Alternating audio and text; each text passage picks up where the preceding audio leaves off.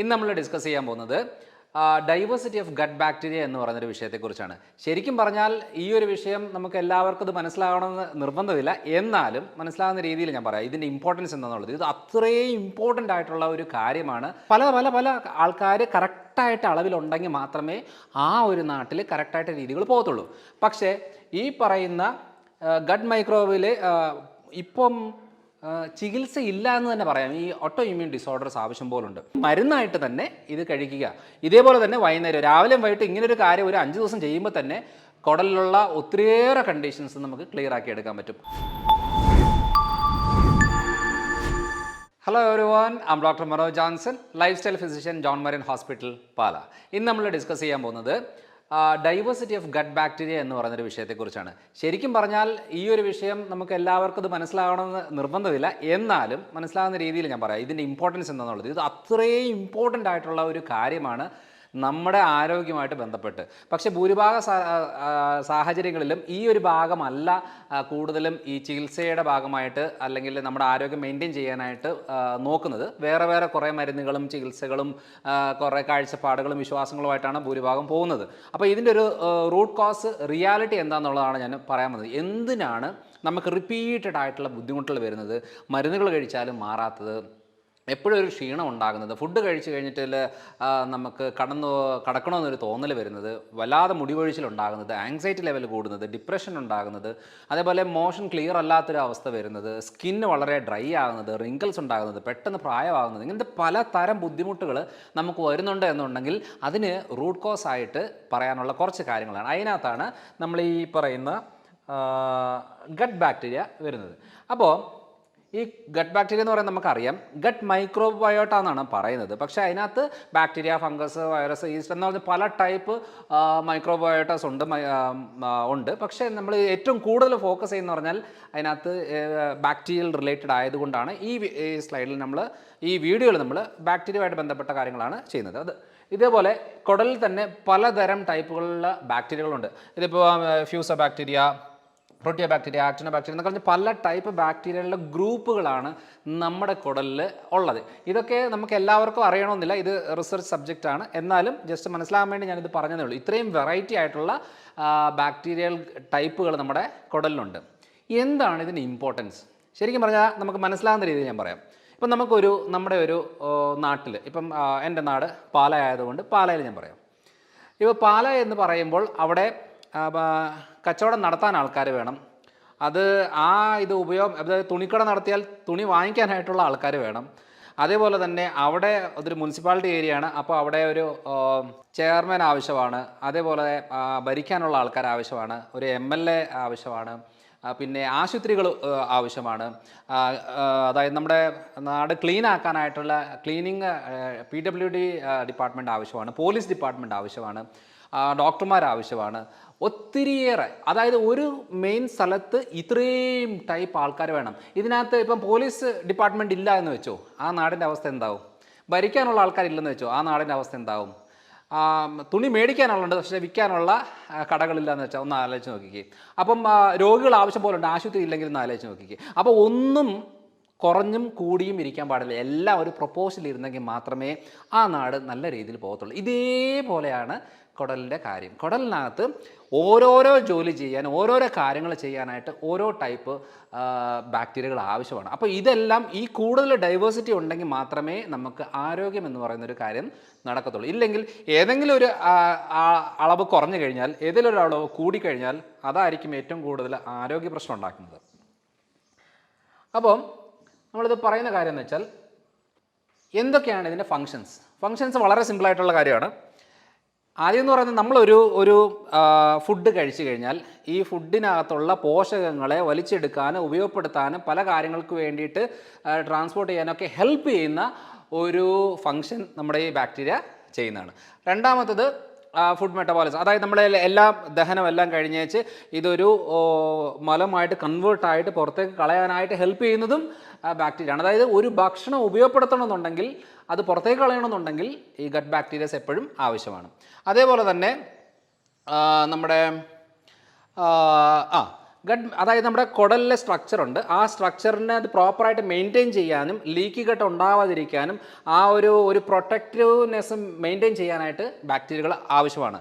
അതേപോലെ തന്നെ ഇമ്മ്യൂണിറ്റി വളരെ ഇമ്പോർട്ടൻ്റ് ആണ്. നമ്മുടെ ശരീരത്തിലെ ഇമ്മ്യൂണിറ്റിക്ക് ഏറ്റവും കൂടുതൽ കോൺട്രിബ്യൂഷൻ ചെയ്യുന്നത് ഗട്ട് ബാക്ടീരിയാസ് ആണ്. അതേപോലെ തന്നെ പ്രൊട്ടക്റ്റ് അഗെയിൻസ്റ്റ് പാത്തജൻസ് എന്ന് പറയുന്നത് നമ്മളിപ്പോൾ ഒരു വൈറസ്, ബാക്ടീരിയകൾ, ഫംഗസ് എന്തും ആയിക്കോട്ടെ, നമ്മൾ പലതരം ഭക്ഷണങ്ങൾ കഴിക്കുന്നതാണ്. അപ്പോൾ ശരീരത്തിലേക്ക് വന്നു കഴിയുമ്പോഴത്തേനും അത് പല പ്രശ്നങ്ങൾ ഉണ്ടാക്കുന്നതാണ്. അപ്പോൾ അതേപോലെ തന്നെ പുറത്തുനിന്നുള്ള പല രീതിയിലുള്ള ബുദ്ധിമുട്ടുകൾ വരുന്നതാണ്. ഇതൊക്കെ ഇതിനെ പ്രൊട്ടക്റ്റ് ചെയ്യാനും ബോഡിയെ ഒന്ന് ഹെൽത്തി ആയിട്ട് മെയിൻറ്റെയിൻ ചെയ്യാനായിട്ട് ഈ പറയുന്ന ഗട്ട് ബാക്ടീരിയാസ് വളരെ ആവശ്യമാണ്. ഇപ്പം ഞാൻ മെയിനായിട്ടും അതിനൊരു സ്റ്റഡി ഞാൻ കാണിക്കാം. ജേർണൽ ഓഫ് ഇമ്മ്യൂണോളജി റിസർച്ചിൽ വന്ന 2019 the dynamic interplay between the gut microbiota and autoimmune diseases. ഞാൻ നേരത്തെ പറഞ്ഞു, ഒരു നാട്ടിൽ പോലീസുകാർ വേണം, ഭരിക്കാൻ ആൾക്കാർ വേണം, പണിയെടുക്കാൻ ആൾക്കാർ വേണം, മേടിക്കാൻ ആൾക്കാർ വേണം. അതേപോലെ തന്നെ പല പല പല ആൾക്കാർ കറക്റ്റായിട്ട് അളവിലുണ്ടെങ്കിൽ മാത്രമേ ആ ഒരു നാട്ടിൽ കറക്റ്റായിട്ട് രീതികൾ പോകത്തുള്ളൂ. പക്ഷേ ഈ പറയുന്ന ഗട്ട് മൈക്രോബിൽ ഇപ്പം ചികിത്സ ഇല്ല എന്ന് തന്നെ പറയാം. ഈ ഓട്ടോ ഇമ്മ്യൂൺ ഡിസോർഡേഴ്സ് ആവശ്യം പോലുണ്ട്. എന്ന് വെച്ചാൽ സ്വന്തം ശരീരത്തിലെ പ്രതിരോധ ശക്തി സ്വന്തം ശരീരത്തിലെ നല്ല കോശങ്ങളെ ഡാമേജ് ചെയ്ത് അതിൻ്റെ ഭാഗമായിട്ട് പല രീതിയിലുള്ള ആരോഗ്യ പ്രശ്നം ഉണ്ടാകുന്നു. ഫോർ എക്സാമ്പിൾ ഈ പറയുന്ന വിറ്റിലിഗോ, വെള്ളപ്പാണ്ട്, lichen planus, thyroiditis condition, rheumatoid arthritis, joint പെയിൻസുമായിട്ട് ബന്ധപ്പെട്ട കാര്യങ്ങൾ, ക്രോൺസ് ഡിസീസ്, അങ്ങനെ പലതരം ഓട്ടോ ഇമ്മ്യൂൺ ഡിസീസുകളുണ്ട്. ഇതിനൊക്കെ എല്ലാ ഇമ്മ്യൂണോ സപ്രസൻസോ അല്ലെങ്കിൽ സ്റ്റിറോയിഡ്സോ എടുത്തുകൊണ്ട് ഇരിക്കാം എന്നുള്ളതല്ലാതെ ഇതിനൊരു സൊല്യൂഷൻ കിട്ടുന്നില്ല. അപ്പോൾ എന്തുകൊണ്ടാണ് ഇത് ഉണ്ടാകുന്നത് എന്നുള്ള കാര്യത്തിന് ഏറ്റവും ബേസിക് ആയിട്ട് നമ്മൾ പറയുന്ന പല കാരണങ്ങളും ഒരു മെയിൻ കാരണം എന്ന് പറയുന്നത് ലീക്കി കട്ടാണ്, കുടലിലെ പ്രശ്നമാണ്. അതിലും ഈ പറയുന്ന ഗട്ട് മൈക്രോബയോട്ട ആണ് ഏറ്റവും കൂടുതൽ ഈ പറയുന്ന ഓട്ടോ ഇമ്മ്യൂണിറ്റിയൊക്കെ ഉണ്ടാക്കാനായിട്ട് ഇതിൻ്റെ അളവ് കുറയുമ്പോഴും ചിലതിൻ്റെ അളവ് കൂടുമ്പോഴും ഒക്കെ ആയിട്ടാണ്. അതായത് നല്ല ബാക്ടീരിയകൾ വേണം, ചീത്ത ബാക്ടീരിയകളും വേണം. ഇതിൻ്റെ അളവ് അങ്ങോട്ടും ഇങ്ങോട്ടും വേരിയേഷൻ വന്നാൽ അത് ശരീരത്തിന് ഡാമേജ് ഉണ്ടാക്കുന്ന എന്ന് പറയുന്നൊരു സ്റ്റഡിയാണ് ഞാനിപ്പോൾ ജസ്റ്റ് ഇത് കാണിച്ചത്. അതേപോലെ തന്നെ വേറൊരെണ്ണമാണ് നമ്മുടെ പബ്മെഡിൽ വന്നതാണ്, effect of gut microbes on nutrient absorption and energy regulation. അപ്പോൾ നമ്മൾ എത്ര പേര് പറയുന്നത് ഞാൻ നല്ല ഭക്ഷണം കഴിക്കുന്നുണ്ട്, ഞാൻ സപ്ലിമെൻ്റ് എടുക്കുന്നുണ്ട്, നല്ല ലൈഫ് സ്റ്റൈലാണ്, എല്ലാമാണ്, പക്ഷേ എനിക്ക് ക്ഷീണമാണ്, എനിക്ക് വേദനകളാണ്, എനിക്ക് ജോയിൻസിന് ബുദ്ധിമുട്ടാണ്, എനിക്ക് രാവിലെ എഴുന്നേക്കാനായിട്ട് പ്രയാസമാണ്, ഭക്ഷണം കഴിച്ചു കഴിഞ്ഞാൽ ക്ഷീണം വരുന്നുണ്ട്, പല രീതിയിലുള്ള ബുദ്ധിമുട്ടുണ്ട്, പക്ഷേ ഞാൻ എല്ലാം കറക്റ്റായിട്ട് എടുക്കുന്നുണ്ട്. അവരുടെ മെയിൻ പ്രശ്നം എന്ന് പറയുന്നത് ഈ ഗട്ട് മൈക്രോബയോട്ട ആണ്. അത് പ്രോപ്പറായിട്ട് ഫങ്ഷനിങ് ആകുന്നില്ല, അല്ലെങ്കിൽ പ്രോപ്പർ അളവിലില്ല. അതുകൊണ്ട് എന്നാന്ന് പറഞ്ഞാൽ നമ്മൾ കഴിക്കുന്ന മരുന്നുകളോ നമ്മൾ കഴിക്കുന്ന സപ്ലിമെൻറ്റോ നമ്മൾ കഴിക്കുന്ന ഹെൽത്തി ആയിട്ടുള്ള ഫുഡുകൾ അതിനകത്തുള്ള പോഷകങ്ങളെ വലിച്ചെടുക്കാൻ പോലും പറ്റാതെ വരുമ്പോഴാണ് ആ പ്രശ്നങ്ങൾ ഉണ്ടാകുന്നത്. അല്ലാതെ ഈ ഇപ്പോഴത്തെ കാലഘട്ടത്തിൽ ആരെങ്കിലും പട്ടിണി കിടക്കുന്നവരാണോ? ഇപ്പോഴത്തെ കാലഘട്ടത്തിൽ പോഷകമില്ലാത്ത ഭക്ഷണങ്ങളുണ്ടോ? എല്ലാ ഫെസിലിറ്റിയും ഉണ്ട്, എല്ലാ കാര്യങ്ങളുണ്ട്. പക്ഷേ ശരീരത്തിന് ഉപയോഗപ്പെടണം എന്നുണ്ടെങ്കിൽ ഇത് ആവശ്യമാണ് എന്നുള്ള ഒരു സ്റ്റഡിയാണ് ഇതിൽ കാണിച്ചെന്നേ ഉള്ളൂ. ജസ്റ്റ് ഒരു റെഫറൻസിന് വേണ്ടി കാണിച്ചതാണ്. ഇനി എന്താണ് ഇതിന് നമുക്കത് സൊല്യൂഷനായിട്ട് പറയുന്നത്? ഇപ്പോൾ ഈ പറയുന്ന കാര്യങ്ങൾ ഇപ്പോൾ ഒരു ലേറ്റസ്റ്റ് സ്റ്റഡിയുടെ ഭാഗമായിട്ട് വരുന്നതാണ്, അല്ലാതെ പണ്ട് ഇങ്ങനത്തെ കാര്യങ്ങളൊന്നും വലിയ രീതിയിലുള്ള ഡിസ്കഷൻ വരുന്നില്ലായിരുന്നു. പിന്നെ ഇതിനെക്കുറിച്ച് മെഡിക്കൽ കോളേജുകളിലൊന്നും അല്ല ഡീപ്പായിട്ടുള്ള സ്റ്റഡി ഒന്നുമില്ല. ഇത് റിസർച്ചുകളിൽ മാത്രമാണ് ഏറ്റവും കൂടുതലായിട്ട് വരുന്നത്. പിന്നെ ഫങ്ഷണൽ മെഡിസിനിലൊക്കെ ഇപ്പം US വളരെ കോമൺ ആയിട്ട് ഒരു എമർജിങ് മെഡിക്കൽ സിസ്റ്റമായിട്ട് വന്നുകൊണ്ടിരിക്കുന്നതാണ് ഫങ്ഷണൽ മെഡിസിൻ. അതിനകത്തൊക്കെ വളരെ കോമൺ ആയിട്ട് വന്നേക്കുന്ന ഒരു കോൺസെപ്റ്റാണ് നമ്മൾ എങ്ങനെയാണ് ഈ ഡൈവേഴ്സിറ്റി ഉണ്ടാക്കുന്നത്, അല്ലെങ്കിൽ ബാലൻസ് മെയിൻറ്റെയിൻ ചെയ്യുന്നത്, കൂടാതെയും കുറയാതെയൊക്കെ മൈക്രോബയോട്ടൊക്കെ എങ്ങനെയാണ് ബാലൻസ് ചെയ്യേണ്ടത് എന്നുള്ളതിനെ ഒരു ട്രീറ്റ്മെൻറ്റ് പ്രോട്ടോക്കോൾ, അതായത് നമ്മളിപ്പം ജോൺ മരീൻസിൽ സ്ഥിരമായിട്ട് കാലങ്ങളായിട്ട് ചെയ്തുകൊണ്ട് വരുന്ന മെയിൻ കാര്യമാണ് ഇത്. കഴിഞ്ഞ ഒരു 5-6 കൊല്ലമായിട്ട് ഈ ഒരു ട്രാക്കിൽ തന്നെയാണ് പോകുന്നത്.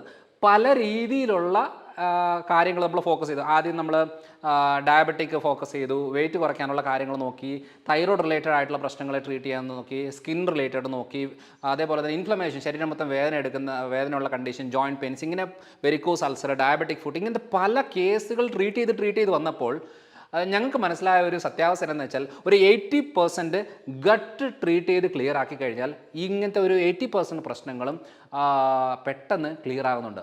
അങ്ങനെയാണ് നമ്മൾ ജോൺ മരീൻസിൻ്റെ ഒരു ട്രീറ്റ്മെൻറ്റ് പ്രോട്ടോക്കോളിൽ ഭൂരിഭാഗം കാര്യങ്ങൾ നമ്മൾ ആര് വന്നു എന്ന് പറഞ്ഞാലും അവരോട് ആദ്യം ഗട്ട് റിപ്പയർ ചെയ്യുക, ക്ലിയർ ആക്കുക, അബ്സോർപ്ഷനൊക്കെ പ്രോപ്പറാക്കുക. അങ്ങനെ വരുമ്പോഴാണ് അവരുടെ കരിയാത്ത മുറിവുകൾ കരിഞ്ഞു വരുന്നത്, മുടികൊഴിച്ചിൽ കുറയുന്നത്, താരം കുറയുന്നത്, ഉറക്കം ക്ലിയർ ആകുന്നത്, വേദനകൾ കുറയുന്നത്, അങ്ങനെ പല ചേഞ്ചസ് വരുന്ന എപ്പോഴാണെന്ന് വെച്ചാൽ ഇങ്ങനെ ചെയ്തപ്പോഴാണ്.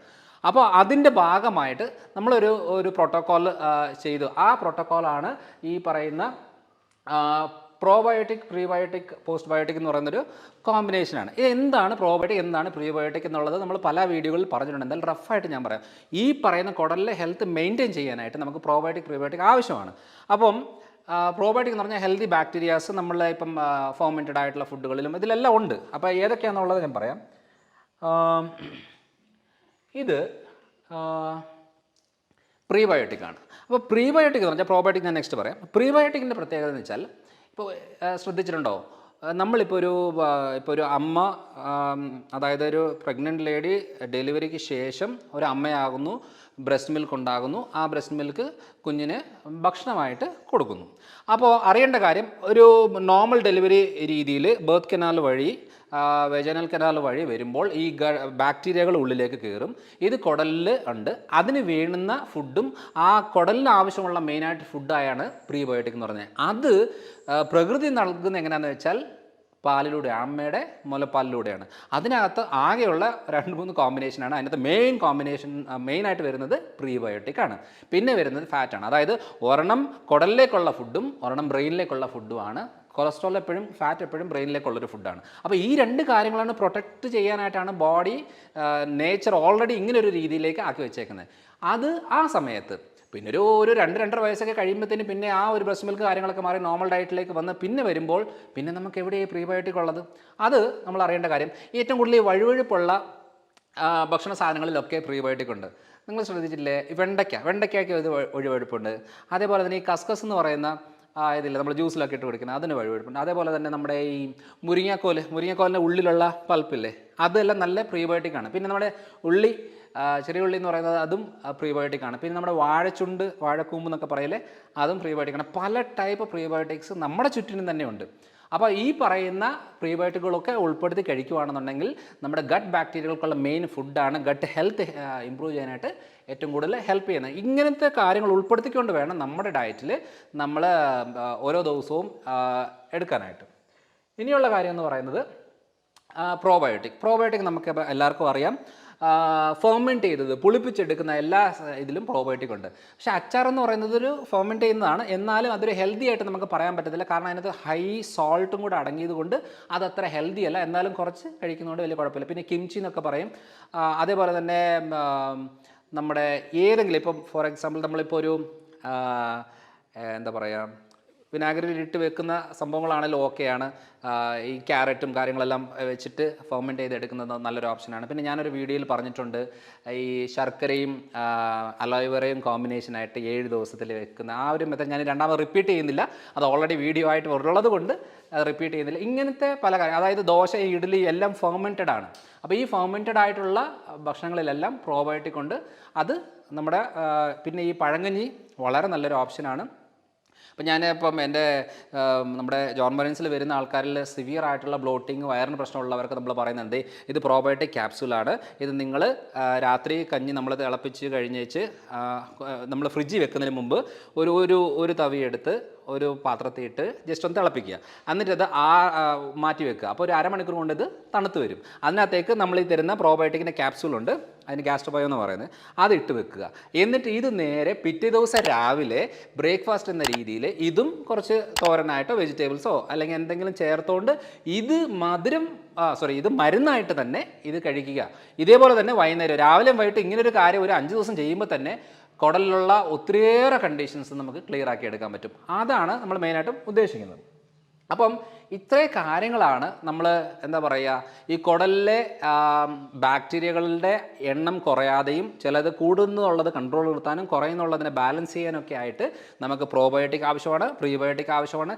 ഹെൽത്തി ഡയറ്റിനകത്ത് മെയിനായിട്ട് നമ്മൾ കുടലിലെ ഡാമേജ് ചെയ്യുന്ന ഫുഡിനകത്ത് പാല് വളരെ ഡാമേജ് ചെയ്യുന്നൊരു ഫുഡാണ്. അതേപോലെ തന്നെ ഗ്ലൂട്ടൻ റിലേറ്റഡ് ആയിട്ടുള്ള, അതായത് ഗോതമ്പ്, മൈദ, നോർമൽ ഇൻസ്റ്റൻറ്റ് ഓട്സുകളൊക്കെ റിച്ച് ഗ്ലൂട്ടനാണ്. ആ ഗ്ലൂട്ടൻ നമുക്ക് കുടലിൽ നല്ല ഡാമേജ് ഉണ്ടാക്കും. അപ്പം അങ്ങനത്തെ ചില കാര്യങ്ങളൊക്കെ മാറ്റി വെച്ചുകൊണ്ട് വേണം നമുക്ക് ഈ ഒരു കാര്യം എടുത്ത് ക്ലിയർ ആക്കി പിന്നെ നമുക്ക് നോർമൽ ഡയറ്റിലേക്ക് വരുവാണെങ്കിൽ വലിയ കുഴപ്പങ്ങൾ ഉണ്ടാവത്തില്ല. അപ്പം പലതരം പ്രശ്നങ്ങൾക്ക് നമുക്ക് വീട്ടിലിരുന്ന് തന്നെ സൊല്യൂഷൻ കണ്ടെത്താൻ സാധിക്കും. അപ്പോൾ അടുത്ത തവണ അടുത്തൊരു വീഡിയോ ആയിട്ട് വരാം. ബൈ.